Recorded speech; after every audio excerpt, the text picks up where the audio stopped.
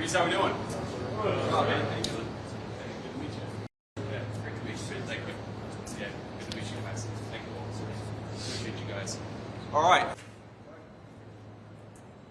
All right. Well, good afternoon, everybody. Thank you all for being here. And I think there's some good news. And the good news is the rioting has gotten a lot better.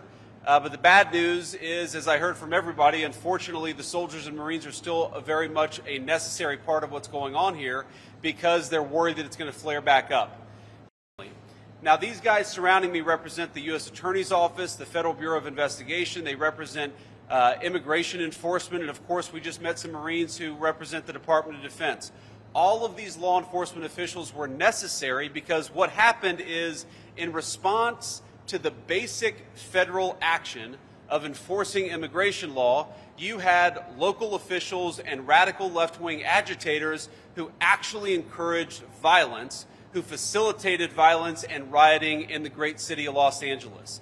So thank you to the Border Patrol, thank you to the soldiers and Marines, thank you to the U.S. attorneys, thank you to the FBI, thank you to all of you for doing what is necessary to enforce the laws of the American people. We are grateful to you, and we'll keep on fighting for you.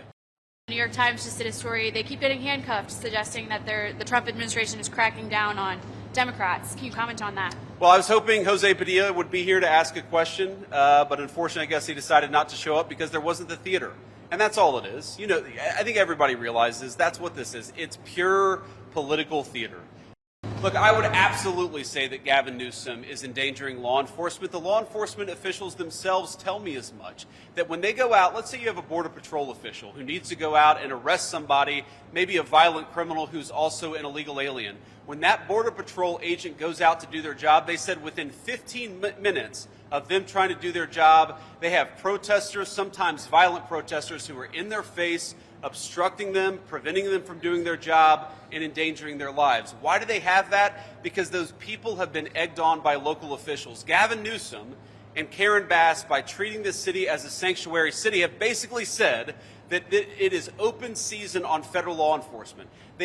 And I think that's the great tragedy. What I see here today is the great tragedy when a mayor and a governor encourages their citizens to harass and endanger the lives of our police officers and our law enforcement officers. It's heartbreaking to see, and thank God we've got great people who are willing to persevere despite it.